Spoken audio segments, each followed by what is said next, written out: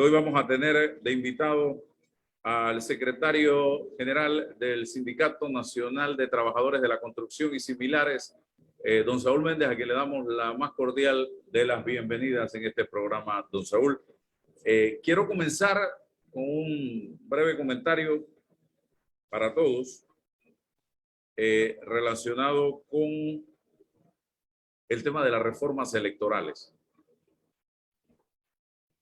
Yo veo que el Tribunal Electoral cada 5 años, terminado el proceso electoral, hace un llamado a los partidos políticos, a la sociedad civil, a sentarse en la denominada mesa de revisión o reformas al Código Electoral.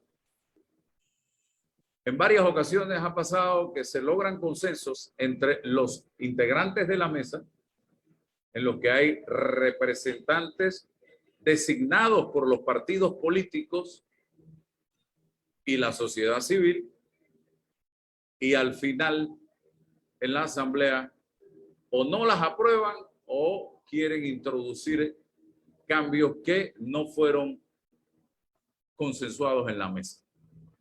Esta vez, ayer, sale Juan Diego Vázquez a denunciar precisamente que se pretendían realizar por parte de diputados del oficialista Partido Revolucionario Democrático 17 cambios a esta propuesta de reformas electorales que está en primer debate en la Asamblea Nacional de Diputados. Cambios, ¿cuáles, por ejemplo? Y se los doy a conocer. Dice, proponían que el candidato presidencial pueda gastar 20 millones de dólares en campaña. Sin embargo, en el proyecto de reformas consensuado, el monto era de 7.5 millones de dólares. Mire usted la diferencia, 12.5 millones de dólares adicionales. O sea, allí pone a un candidato como, por ejemplo, voy a poner el caso, Saúl Méndez, a la presidencia de la República, en su momento del partido FAT, versus un candidato, una alianza encabezada por el Partido Revolucionario Democrático o por el Partido Cambio Democrático o por el Partido Panameñista, totalmente con una, diríamos, desventaja. ¿Por qué? Porque estos partidos tienen la posibilidad muchas veces de conseguir recursos de donde sea y van a lograr llegar a 20, cuidado que a 30 o cuidado que a 50, porque aquí han habido campañas de que nadie sabe cuánto han costado. Entonces, a eso lo ves traducido en publicidad, lo ves traducido en suéter, en gorras, en bolsas de comida, en billetes debajo de la mesa y quién sabe cuántas cosas, pero es un candidato que no logra ni siquiera recoger la mitad de ese dinero. Allí hay una diferencia, un abismo profundo. Nos vamos y no hay equidad. Lo otro, para diputado, proponían 500.000 dólares de tope para la candidatura a la campaña de un diputado. Saque los cálculos. Un diputado de la República gana 7.000 dólares. Le hacen descuentos. Yo voy a poner que gana 7.000 dólares mensuales. Eso en 5 años son 420.000 dólares. Y él se puede gastar 500.000 dólares en campaña. Dígame usted cuál es el negocio allí. Lo otro, para representantes y concejales tendrían un tope de 150.000 dólares. Y para los alcaldes de 250.000. El proyecto dispone que el tope de los representantes y concejales era 112, miren ustedes, y el de los alcaldes 225.000 dólares. Esta modificación fue avalada por Benicio Robinson, Cristiano Adames, presidente del Partido Revolucionario Democrático, presidente de la Asamblea, Víctor Castillo, presidente de la Comisión, creo, y Roberto Ábrego. También tuvo el visto bueno de Hernán Delgado del Partido Cambio Democrático, pero después de las críticas, esos cambios fueron retirados. Al menos eso fue lo que explicó el presidente de la comisión, Víctor Castillo. Y con el debate que tenemos hoy día de que las manos y los dineros del narcotráfico están penetrando las organizaciones políticas y las instituciones del Estado, los organismos de seguridad. Tenemos que tener mucho cuidado, señores, con esta situación que se está presentando. César y luego Saúl. Buenos días, Álvaro. Buenos días, Saúl. Bienvenido a este programa Sin Rodeos. Muy sencillo, muy corto. Esto es solo un espacio que hemos articulado para debatir sobre lo que llamamos la democracia procedimental. O sea, cómo se escogen los diputados, cuánto se gasta, quién supervisa, pero esto no tiene absolutamente nada que ver con el fondo en la construcción de un sistema, insisto, sobre la llamada democracia participativa. Y esto es un ejemplo. Pone esa gente con ética, con buenas intenciones, a debatir algunas fórmulas procedimentales, sigue insistiendo, rituales, reglas, pero no de fondo. Y entonces cuando llegan a la asamblea, entonces bajo la llamada lógica de la legitimidad formal, es decir, yo tengo constitucionalmente la competencia para reformar las leyes y entonces desarticulo ese esfuerzo de democracia participativa en esa mesa y hago lo que me da la gana. Estamos acostumbrados, pero no debatimos sobre que la legitimidad no solamente es un asunto de forma, que aparezca en la Constitución, sino el respeto de los debates de fondo. O sea, ¿cómo es que yo permito que la sociedad civil organizada, los partidos políticos, participen en un debate de este tipo? Pero cuando yo llego a la asamblea, yo digo, no es que la Constitución me permita a mí cambiar todo eso que hice allá. Viste que prevalece la democracia procedimental, la de forma, sobre la de fondo. ¿Dónde discutimos o construimos las bases para una democracia participativa, o sea, realmente participativa? Eso no se resuelve gastándose 20 millones de dólares o 7 millones de dólares o los millones que sea. No. Eso es pura forma, eso es puro procedimiento. Necesitamos construir espacio para debatir los verdaderos problemas, el rol de los partidos políticos, los roles de los poderes del Estado, cómo lo vamos a articular, cuál es la lógica de nuestra economía, cuál es el problema de la desigualdad en materia de justicia y todos los intereses que hoy llamamos por modernista, ambiente, feminismo, los derechos de los homosexuales, los derechos de los indígenas. Eso es lo verdaderamente importante. No digo que esto no lo sea, pero ¿quién gana por cociente, por medio cociente? Ya tenemos 30 años de estar en esto. Y este procedimiento no nos va a sacar del atolladero, insisto, ni con 20 millones, ni con 7, porque hacen la ley y hacen la trampa. Bien, si la asamblea evidentemente dice, es mi derecho constitucional y lo voy a defender, entonces eliminemos esas comisiones y vámonos a la asamblea y se acabó, pues, porque es perder el tiempo y es un tremendo show entonces. Don Saúl Méndez. Buenos días, Álvaro, César. Gracias por la oportunidad de estar en tu programa y de poder, pues, debatir con las ideas, los elementos que a bien, pues, podamos interpretar y discutir en medio de este importante espacio. Con relación al tema tratado, la democracia, el Estado de Derecho, la partidocracia, la mafiocracia y la falsa democracia en la que viven la mayoría de los panameños, naturalmente que se ponga en el debate una situación de esta naturaleza no es nuevo.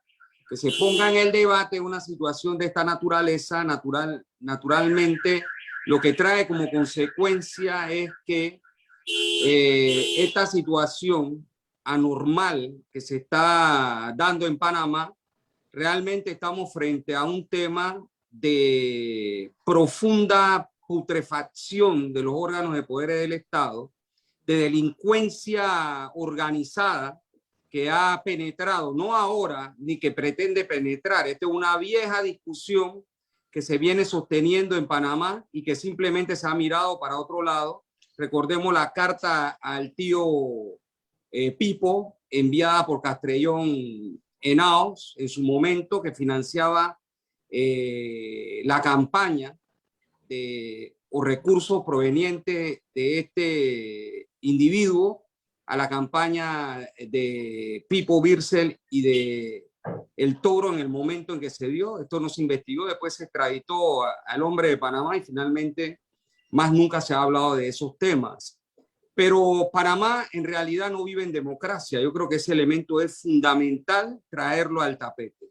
Porque democracia no puede ser interpretada de ir a votar cada 5 años. Democracia tiene que ser naturalmente satisfacer las necesidades fundamentales de todos los panameños, situación que no está ocurriendo en este momento. El tema de educación, de salud, de agua potable, de vivienda, de trabajo y salario digno, en los temas concernientes a la vida, al desarrollo humano, no son satisfechos por esta pseudodemocracia, a pesar que el pueblo sale a votar, y eso sí no está en discusión, cada 5 años, naturalmente, lo que estamos viendo es mafias gobernando desde el poder económico, que es el poder de facto del país, pero poder real que a través de los partidos políticos tradicionales, sus falsos independientes y demás, han logrado imponer un modelo económico que naturalmente ha enriquecido a 115 personas en Panamá, recetando la mayor desgracia posible hasta hoy al pueblo panameño. Entonces, naturalmente, este es un tema que hay que debatir más allá de la institucionalidad creada, porque la institucionalidad creada por los militares, la Constitución militarista de 1972, a través de un golpe de Estado, con una asamblea de 105 representantes de corregimiento, después de 31 años de la invasión a Panamá, no se ha querido realmente modificar esa constitución, y lo que se le han hecho son parches que han permitido todo lo que vemos, los escándalos de corrupción, el robo del erario público, han hecho negocio a costilla del pueblo panameño, sus recursos minerales y naturales han sido asaltados por el poder económico, tanto nacional como transnacional, en alianza o en asociación.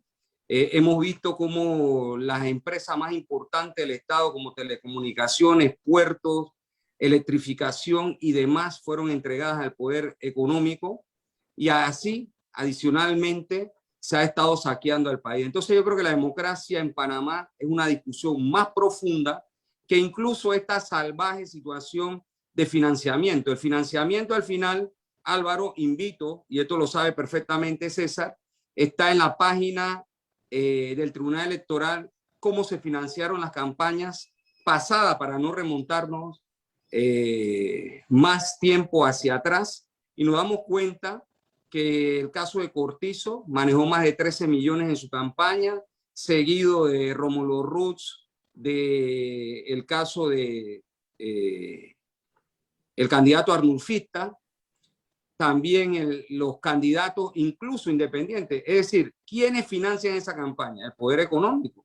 Y al final, quien se sienta en la silla presidencial y en la asamblea están naturalmente defendiendo esos intereses económicos, y se aprueban normativas para que esos intereses económicos se beneficien de lo que es de todos. Entonces, de allí la necesidad de una transformación radical del Estado panameño. Nosotros hemos planteado la necesidad de una constituyente originaria que barra a la podredumbre, que funde un nuevo Estado, que haya nuevas reglas del juego, donde la democracia pase a ser de representativa, que es el modelo que han utilizado hasta hoy, a una democracia participativa, donde el pueblo tenga la capacidad de fiscalizar, donde el pueblo tenga la capacidad de elegir y de revocar mandatos, donde el pueblo tenga la capacidad de poder decidir su futuro a nivel de corregimiento, distrito, diputación, incluso la presidencia, y ese modelo no lo vamos a encontrar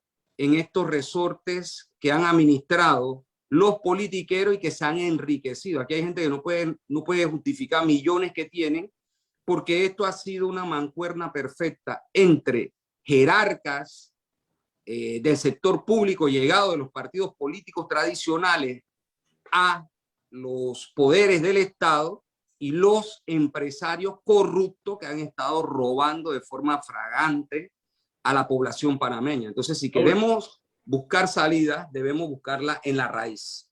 Saúl, tú hablas mucho de el pueblo. Yo quiero hacerle una pregunta.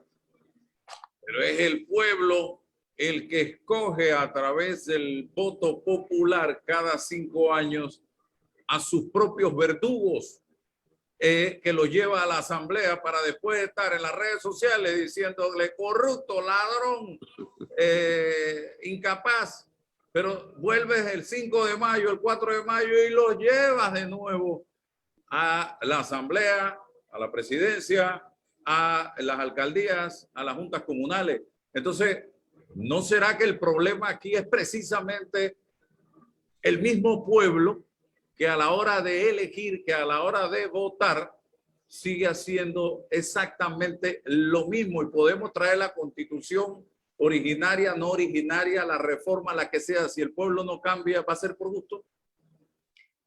Fíjate, en ciencias sociales esa respuesta tiene que ser categórica. La dominación de la clase dominante, entiéndase del poder económico, y los instrumentos con los cuales ellos logran naturalmente someter al pueblo son reales. Este es un sistema político, económico, social, ideológico, cultural, etcétera, de dominación. Eso naturalmente la clase dominante, en este caso la burguesía panameña, ha accedido al poder del Estado para mantener el control sobre las mayorías. Y en el campo ideológico, obviamente ahí juegan el papel los medios de comunicación social, entiéndase todos, radio, televisión, periódicos. Tú puedes ver que en Panamá hay una dictadura del pensamiento único. Los pensamientos que son contestatarios a la imposición neoliberal, esos no salen en televisión ni en las grandes corporaciones. Nosotros hemos denunciado de forma permanente un bloqueo contra nuestras posiciones y nuestros dirigentes para hacer llegar los mensajes de esclarecer al pueblo. Entonces, en tema de esa naturaleza de medios de comunicación, eso está controlado hartamente, por un lado. Por otro lado, la educación formal que se da es precisamente para que la población atienda a estos aspectos de dominación, y el tema cultural juega otro papel importante. Es decir, que cuando estamos analizando este problema, no nos podemos quedar solo en el hecho, Álvaro, de la elección el día que se realiza, sino todo el andamiaje que permite sostener al sistema tal cual como lo estamos conociendo. Y sí es cierto, el pueblo entiende que tiene que salir a votar, pero por eso es que es necesario organizar al pueblo, por eso que es necesario educar al pueblo, por eso que es necesario el debate de ideas que puedan ayudar a ese mismo pueblo a transformar su realidad. Yo creo, y mi experiencia, tanto como dirigente sindical como en las campañas que participé, cuando uno habla con el pueblo, y tú tienes esa experiencia también, porque mucha gente conversa contigo o con César, la gente te dice en síntesis, esto no sirve, es una porquería. Y en esa síntesis entienden perfectamente que tanto el poder económico como los politiqueros tradicionales no le representa su interés. Ahora, dar un salto cualitativo, que es a lo que tú te estás refiriendo con tu pregunta, no depende de una voluntad única, depende fundamentalmente de organización, concientización y lucha, porque los sectores que hoy dominan los poderes del Estado, el sector de facto económico, ellos tienen todo un entramado para someter a las mayorías.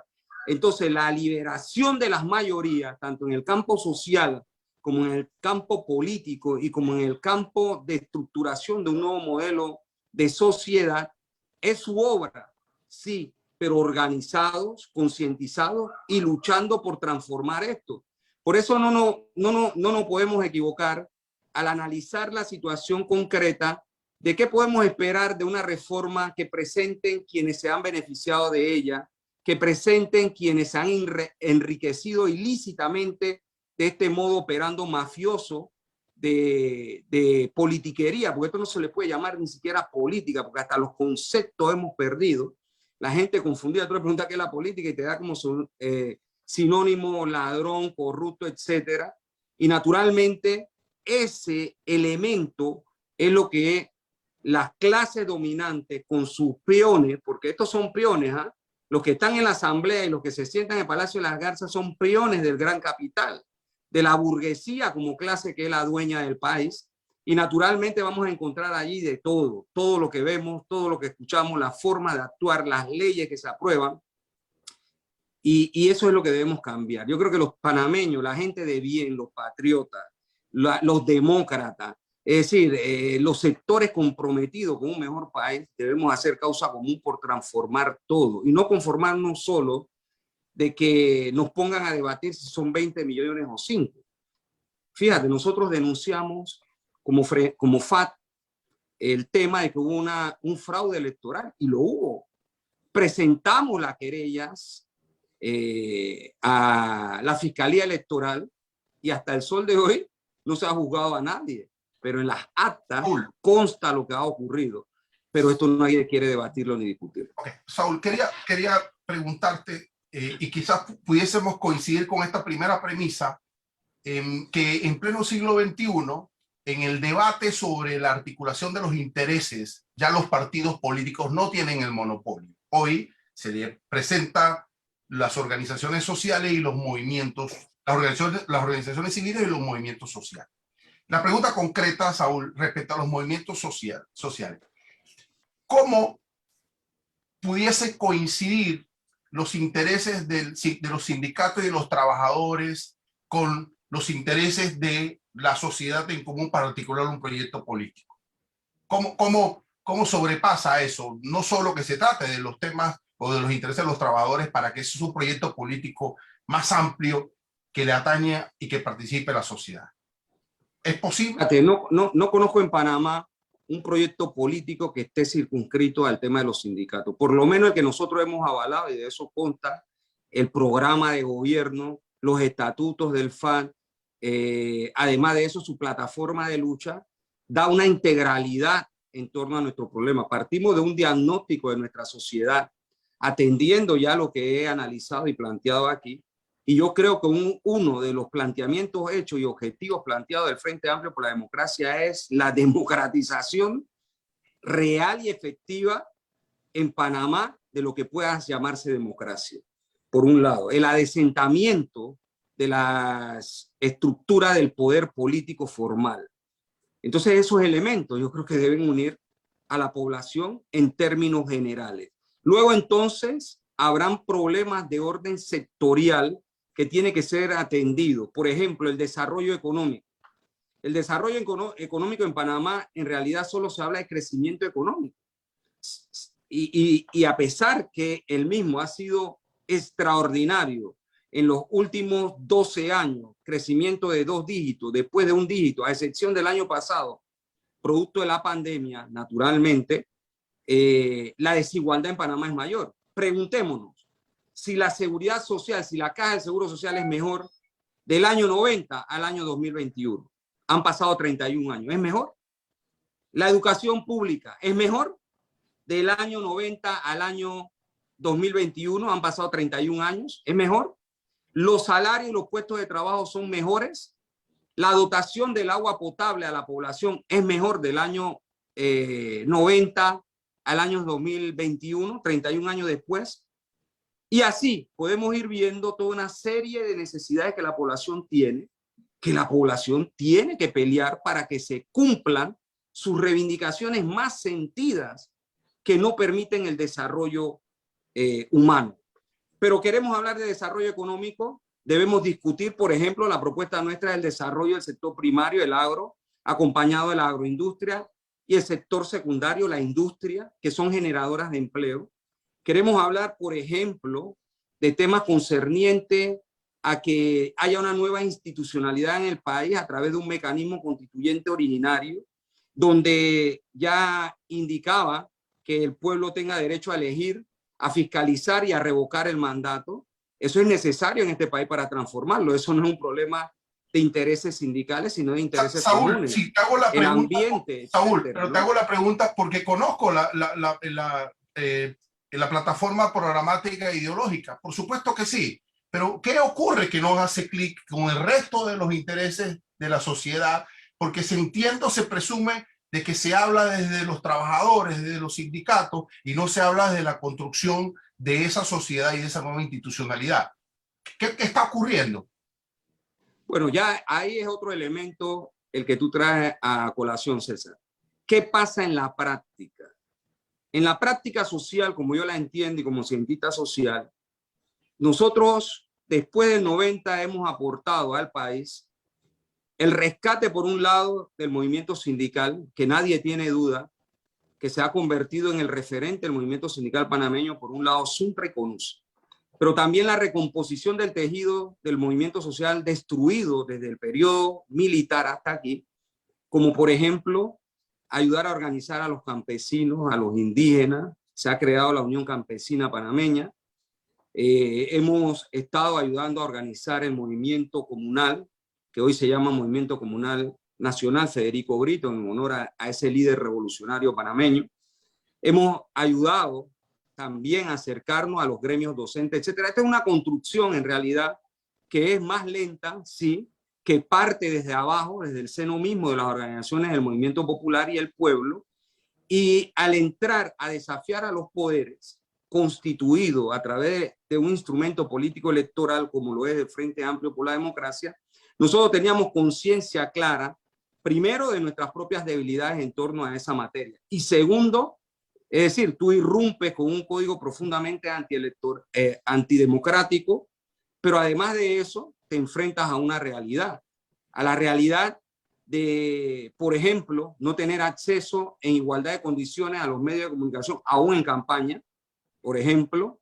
Si tú revisas cuántos fueron mis aportes o donaciones comparadas con las de Cortizo, yo no llego a 50.000 balboas, espero que la mente no me falle, en una campaña presidencial contra, lo decía Álvaro a su inicio, cuando analizaba este problema, contra 12 o 13 millones que manejó Cortizo.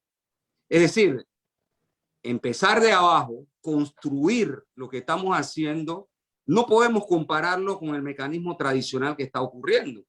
Entonces, obvio que eso nos ha costado nuestros propios errores, nuestra inexperiencia en ese campo, enfrentar el clientelismo con ideas. Es decir, tú llegas a una persona, llega el que llega con clientelismo a repartir sacos de cemento, plata, lo que tú quieras, y tú lo que llevas son ideas liberadoras. Entonces, naturalmente, eso no tiene competencia, pero confiamos y estamos seguros, y esto lo digo con absoluta categoría, que el único que puede librarnos a nosotros del problema que tenemos es el pueblo humilde, honesto y trabajador panameño. Es decir, el pueblo panameño. Saúl, y es ese pueblo al que tenemos que apostar, organizando, luchando y debatiendo con ellos, Álvaro. Ya se han dado algunas experiencias que indican que la chequera no es más fuerte que las ideas. Y te digo dos casos, puedes coincidir como puedes estar en contra. Perú, donde un hombre que viene de las entrañas mismas de la población peruana, del pueblo peruano, logró derrotar a la chequera. Hoy está teniendo problemas con el presidente del partido que lo llevó a la presidencia, Perú Libre, porque el presidente está en una esquina y Pedro Castillo pareciera que está yéndose hacia el centro. Pareciera. Vamos a Chile, donde también una corriente socialista, una corriente de izquierda, logró derrotar a la chequera en las elecciones para las reformas constitucionales y pareciera que van en esa dirección rumbo a las presidenciales. Todavía quizás sea temprano. Colombia. Hoy los planetas parecieran estar alineándose también en esa dirección. ¿Qué dice Saúl Méndez? Porque en Panamá todavía pareciera que el libreto de la chequera sigue funcionando. Fíjate, los procesos que hemos tenido en Sudamérica hace 20 años, que empezaron con Chávez, que pasan por el tema incluso en Bolivia, Evo, Correa, en el Ecuador, en Brasil, Lula, en Paraguay, Lugo, en Centroamérica, el Frente Sandinista, en Nicaragua, el en El Salvador, el FMLN, incluso hasta un empresario, yo lo catalogaría antineoliberal, como fue Zelaya, es decir, los pueblos van abriendo sus propios caminos y su propio destino. La realidad de la lucha de clase que se da en cada uno de estos países representa un momento distinto, cortado por la misma tijera, sí, en función de la aplicación del modelo económico neoliberal globalizador en el mundo, correcto, pero algunos con mayor capacidad que la nuestra de reconstrucción de su movimiento social. El caso nuestro en Panamá, por ejemplo, el tema de la dictadura, que ya lo planteé, termina en el 90 y la reconstrucción en 31 años de parte del tejido social, del movimiento social panameño, ha sido una tarea tesonera, por lo menos de los sectores que hemos trabajado con honestidad y con capacidad para esa reconstrucción. El movimiento sindical, nadie tiene duda de que tiene que hablar de Suntra y de CONUSI en los últimos 30 años en Panamá, como sindicalismo real, sindicalismo de clase. Y la ayuda de la recomposición del resto del movimiento social. ¿Por qué te traigo el movimiento social del cual ya hablé hace un rato? Porque justamente es el movimiento social de cada uno de estos países lo que ha podido hacer realidad el salto de lo reivindicativo a lo político electoral. A lo político electoral. Ojo con esto, es muy importante.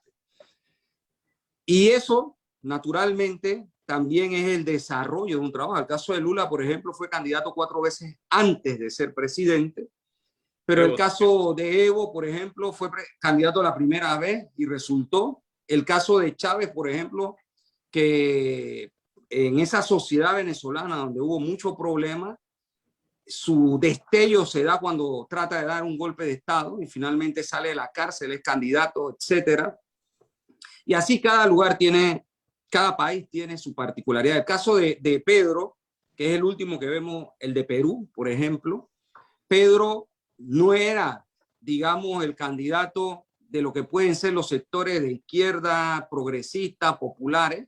Era otra persona, es más, una mujer. Pero en la primera vuelta, Pedro es el que logra los votos necesarios y de primero, además, para ser candidato en la segunda. Y después todo el espectro social se unió en función de este tema. Y sí han logrado romper chequeras con mayor estructura, con mayor desarrollo en materia político-electoral y han logrado establecer gobierno. Ya tú hablas de todos los tropiezos que hay. Yo no diría que con el presidente del partido.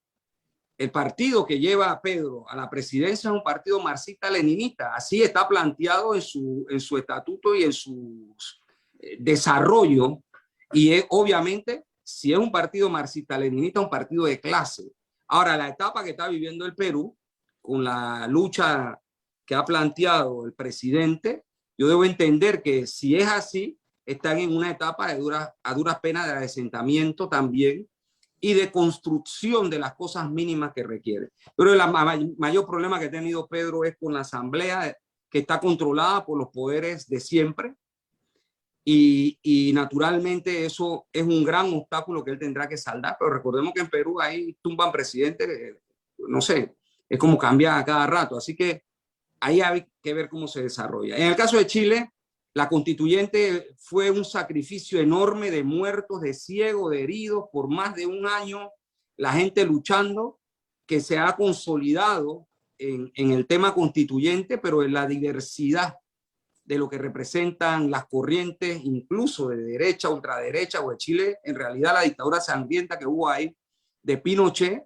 tiene primero una institucionalidad creada ahí, independientemente de los gobiernos que después, entre comillas, en democracia lograron llegar, pero ese elemento es todavía mucho más complejo. Entiendo que la Asamblea Constituyente está constituida por una variedad de sectores y tendremos que ver los resultados de lo que eso representa. No hay un solo bloque allí que esté dirigiendo como bloque ese espectro.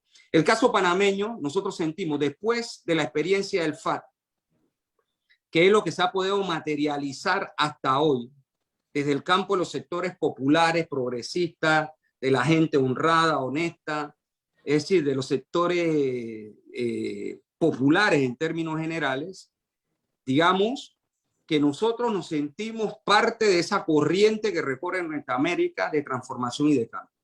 Y que todavía tendremos que trabajar más por tratar de dotar al pueblo de un instrumento político electoral que se pueda institucionalizar y luchar por varias cosas, por la democracia, una de las cosas fundamentales, por el adesentamiento de las estructuras del Estado, por satisfacer las necesidades básicas de la población y por la constituyente originaria. En la constituyente originaria autoconvocada ya hay un planteamiento de fondo, ya este no es un problema simplemente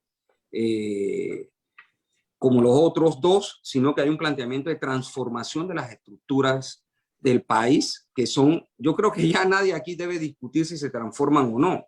El problema es que hay mucho gatopardismo.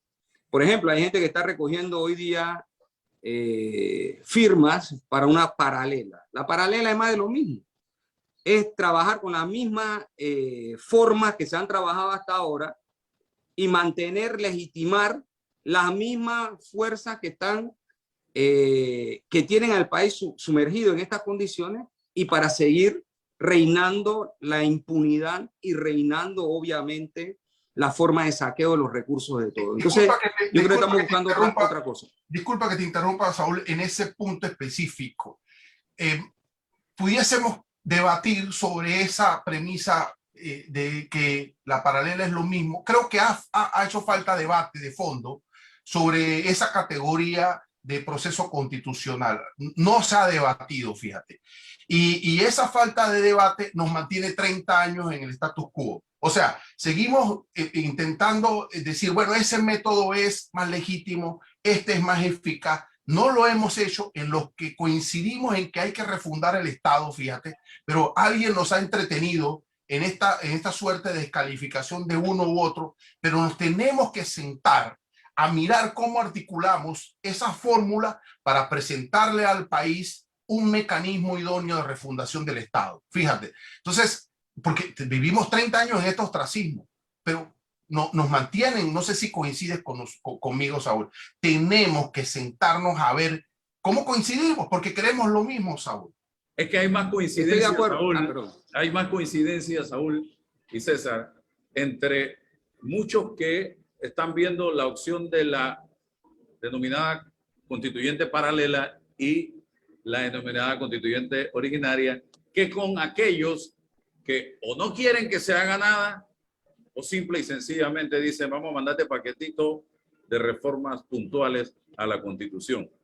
Y yo creo que si hay gente en este momento, yo soy uno, que cree que, y César también, que hay que revisar completamente la Constitución, y ustedes también van por esa dirección, ¿por qué no sentarse a conversar en vez de sentarnos a descalificar?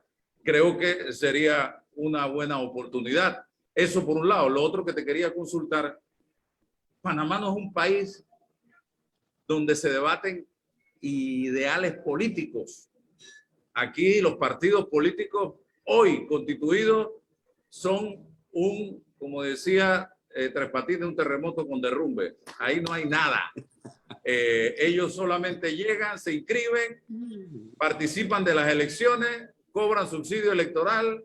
Cuando hay que cambiar la junta directiva, hacen su movimiento y vuelven a moverse cuando hay elecciones nuevamente. Eso es lo que son los partidos políticos en este país. Más nada, no hay escuela de cuadros formando a individuos de manera permanente, no hay compromiso de los adherentes del partido hacia con el partido, no hay nada. Entonces, tenemos que ir viendo la manera de transformar los partidos políticos, porque para mí el partido político es importante, no podemos destruirlo. El partido político es la columna vertebral de una democracia, pilar de una democracia, al igual que las organizaciones. Don Saúl. Sí, bueno, con lo que decía, yo no estoy descalificando, ojo, yo lo que estoy haciendo es una interpretación política, y además de eso es importante decir lo siguiente: hay coincidencia con muchos en que hay que refundar el Estado. Ahora, lo que no podemos es el análisis que estoy haciendo, es que no podemos caer en gatopardismo, decir que vamos a cambiar todo para no cambiar nada, y eso es lo que ha estado pasando. cuando nosotros estamos haciendo nuestro análisis de que el problema que tenemos no radica única y exclusivamente en los politiqueros y sus partidos, ¿eh? Ojo, tanto los partidos políticos tradicionales como muchos pseudo independientes responden a los intereses del poder de facto, responden a los intereses del poder económico, los que se han beneficiado de esta política perversa que tenemos. Y no son 30 años ni 31, son 52 años que vamos a cumplir con la constitución militarista. Pero este tema no empieza hace 52 años, este es un tema que empezó en 1903, pero me quedo en los 52, que creo que es más importante para el análisis que tenemos en este momento. El método constituyente originario que estamos planteando nosotros no es el método simple, es un método conceptual frente a una realidad que estamos viviendo. Porque quedarnos en el debate puro y duro, si es la recreación de la Constitución a través de la forma en que ella misma establece que puede ser una constituyente paralela, es decir, esa discusión se puede sostener desde el punto de vista académico, pero desde el punto de vista político y social, el planteamiento nuestro de constituyente originaria obedece realmente a la interpretación del modelo político, económico y social que existe en el país y que ha creado las desigualdades que conocemos. Y además de las desigualdades, ha creado el robo y el saqueo de los recursos que no son de todos. El modelo económico que se está implementando es un modelo económico que tiene por sí solo no solo leyes económicas, sino ideología. Entonces, ¿qué ocurre? Si bien es cierto, no hay en Panamá políticos, ojo con el término que estoy utilizando, políticos, sino politiqueros, ahí nos vamos a encontrar que hay una degeneración como la que ustedes acaban de plantear, Álvaro. Es decir, gente que no tiene conceptos, gente que no tiene ideas, gente que llega allí por los recursos politiqueros, por el financiamiento, en fin, por lo que ya empezamos a cuestionar ustedes y yo al inicio del programa. Y naturalmente esos no son políticos. Y no lo son porque si buscamos la categoría de políticos y de política, entendiendo los conceptos, nos damos cuenta que no estamos hablando con gente de esa naturaleza. Y por eso es que nosotros le hemos dado calificativo de mafiocracia, porque al final el robo de los recursos del Estado, la mezcla con el problema del narcotráfico, como ya yo he mencionado, esto no es nuevo, ¿verdad? Y no solo esto ocurre con los partidos políticos tradicionales, los bancos han lavado de dinero. Aquí hay bancos y banqueros que no fueron presos por lavado de dinero, comprobado, ¿eh? Comprobado, ojo. Entonces, obviamente, el concepto nuestro es enfrentar el problema de raíz y no en la forma. Porque si nos quedamos en la forma, podemos ir a una reforma constitucional, una más de las que se han hecho a través de la paralela.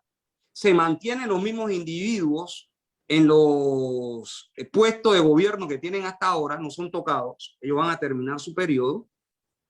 Y además de ello, ellos tienen la capacidad que cuando vayamos a someter eso al concurso del pueblo, ellos hacen campaña, tienen los medios, etcétera, etcétera, etcétera. Entonces, el planteamiento nuestro es integral y no de forma.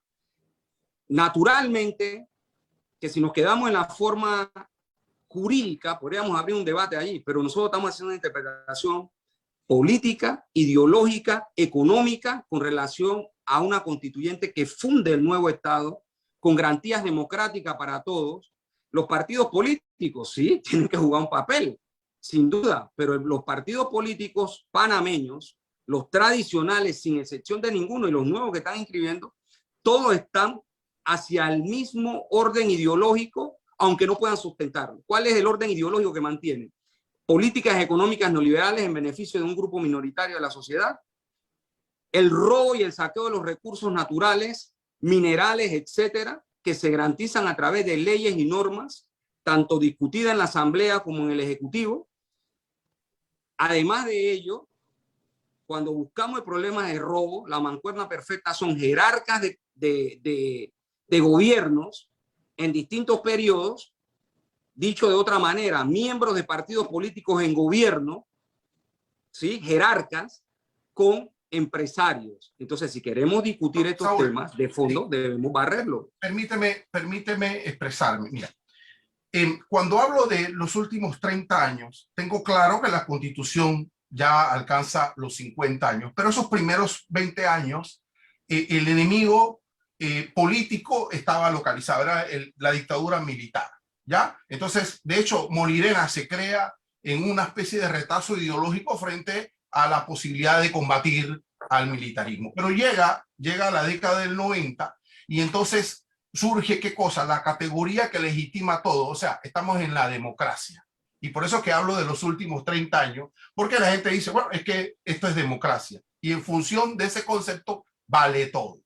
Ya. Pero cuando hablo de la posibilidad de la construcción de un proceso constituyente paralelo, porque está regido allí, no solo estoy hablando del concepto jurídico, sino del concepto político. Pero lo que pasa es que en ese análisis dudamos del pueblo, porque es el mismo pueblo que o en la originaria o en la paralela va a tomar la decisión de quién, de a quién va a nominar y a elegir como constituyente. No es otro pueblo, Saúl. Es el mismo pueblo que participará en el proceso originario o en el proceso paralelo. Y también es igual la posibilidad que en ese proceso paralelo que está regido allí se pueda transformar. No dice la regla que se limitan a meras reformas. Eso es una propuesta, pero la posibilidad jurídica y política de esa fórmula o de ese método entraña igualmente la refundación del Estado. Y los Requerimos protagonistas cultura, requerimos civismo y requerimos un compromiso de patria. Pero no es otro pueblo el que va a discutir o debatir o elegir o nominar en la originaria o la paralela. Y por eso es que hablo de la posibilidad de, no en el plano académico, sino en el plano político, organizar a nuestra gente y preguntarle algo, decirle, usted se siente incómodo, se duda o tiene incertidumbre sobre que esa fórmula lo que va a permitir es lo mismo, o en la originaria vamos a abrir el debate y no sabemos qué va a ocurrir allí. Bueno, hay parece extremos que nos tiene dudando, pero que esas dudas están condicionando el status quo. Es un planteamiento para el debate de fondo y político. Y estoy de acuerdo. Agrego, Saúl, porque el tiempo ya se nos está venciendo. ¿Cuál, a juicio de ustedes, si el modelo neoliberal ha fracasado, cuál creen ustedes que es el modelo ideal o cuál es el modelo que implementarían ustedes en un país como el nuestro? Y también si deberíamos irnos hacia un gobierno parlamentario o seguir en un gobierno como el que tenemos presidencialista. Bueno, fíjate, el modelo económico, como nosotros lo entendemos, es un modelo económico de desarrollo nacional y de desarrollo humano. Eso no lo da el neoliberalismo. Ni da de desarrollo nacional, ni da de desarrollo humano. Entonces yo creo que ese elemento es fundamental en la etapa del momento que vive la sociedad panameña. Entonces ese modelo es al que nosotros estamos apostando. Naturalmente, ese modelo desde el punto de vista conceptual debe encontrar desarrollo, entendiendo el orden jurídico actual, desarrollo tanto constitucional como de sus derivados a través de normativas legales, reglamentos, en fin, etcétera. Pero esto debe estar tipificado ahí. Entonces creemos que ese elemento es fundamental. Algunos incluso, en el momento que estamos viviendo, muchas de las aportaciones que se han hecho, ustedes trajeron el sur a colación, incluso han regresado al estado que planteó Keynes, John Keynes. Este es un economista que frente a la crisis del capitalismo, el crack de los años 30, planteó que el Estado debería invertir e intervenir en la economía. Entonces, ¿qué creemos nosotros? Debemos recuperar todo lo que le pertenece al pueblo. Las empresas productivas, por ejemplo, estratégicas de seguridad nacional, como telecomunicaciones, electrificación, en fin. Los recursos minerales, mira, se están explotando 72.000 millones con un daño ecológico terrible, con contaminación de todo tipo, y resulta ser que por un contrato que se hizo en el año 95, en el periodo del 95 del PRD y del Toro, con ese contrato que fue declarado inconstitucional, una empresa que sin contrato ahora se lleva los recursos que tenemos. Imagínate que estuviésemos pagando un precio por ello, con la mitigación requerida, pero que esos $72.000 quedaran en Panamá para el desarrollo del país, el desarrollo del pueblo panameño. ¿Eso es posible hacerlo? Claro que es posible hacerlo. Entonces, por eso es que nosotros hablamos de un plan nacional de desarrollo que está vinculado a la educación, que está vinculado al desarrollo del sector primario y secundario de la economía, al agro y a la industria, que está vinculado al perfeccionamiento de nuestra soberanía, garantizar nuestra soberanía alimentaria y seguridad alimentaria, es decir, es un concepto distinto en el modelo económico. Con relación a si el gobierno puede ser presidencialista o parlamentario, bueno, ese es parte de un debate concreto, pero sea uno u otro, Álvaro, para mí lo que tiene mayor idea con relación a este tema es la posibilidad que el pueblo no solo tenga derecho a elegir, sino que tenga derecho a revocar mandato. Nosotros hemos dicho por tres cosas fundamentales: por corrupción, por incapacidad y por esos politiqueros que hay por ahí mentirosos, que prometen y no cumplen. Que el pueblo en un periodo puede decir acá, para tu casa y viene otro. Esa es la garantía de una democracia distinta, donde el pueblo no solo tiene que ver a una persona 5 años robar, ser corrupto en escándalo, incapaz, mentiroso, sino que ve acá. ¿Tú sabes qué? Aquí tú presentaste un plan y tú no has cumplido este plan. O ven acá, tú tienes este plan, vamos a desarrollarlo, vamos a discutirlo, lo vamos a controlar, vamos a discutir qué queremos en nuestro corregimiento, cómo desarrollamos nuestro distrito, etc. Es un nuevo modelo de democracia participativa distinta a lo que conocemos hoy. Entonces, sea parlamentario o sea presidencial, naturalmente debe tener control del pueblo. En un minuto, porque tengo que irme al cambio, ¿qué recomienda usted para refundar la caja de seguro social, el programa de invalidez, vejez y muerte? ¿Cuál es la propuesta en firme? ¿Me la diría en un minuto? Necesitamos una política de empleo seria, porque la caja vive de las cuotas que recauda, tanto en el sector público como privado. Estabilidad laboral necesitamos salarios dignos, porque del salario es que tú finalmente recibes una pensión. ¿Y qué tipo de pensión deberíamos tener? Aquí en Panamá existe. Deberíamos trabajar 30 años y retirarnos con el último salario. Eso lo hacen los policías. Y eso abriría la posibilidad de que al retirarse la gente con el salario y con un salario digno, obviamente permite que las nuevas generaciones ingresen a los puestos de trabajo, porque ahora la gente se está quedando por la miseria que representa las pensiones en su inmensa mayoría. Entonces, necesitamos, esto está dentro de un plan nacional de desarrollo.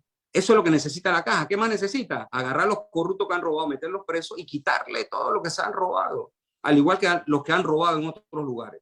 Eso necesita la caja, y con ello nosotros podríamos tener un sistema de salud solidario, universal, público, que ayudara a los panameños después de su vida productiva a tener un retiro digno. ¿A qué aspiramos? Aspiramos a que los panameños pudiesen hacer lo que hacen otros jubilados de otros países, los europeos o los norteamericanos. Terminan su jubilación, su vida productiva, y tú lo ves que están en un crucero, van a pasear, etcétera. Eso se llama calidad de vida. Eso aspiramos para los panameños y panameñas en términos generales. Gracias, Saúl, por estar con nosotros hoy. Que se repita.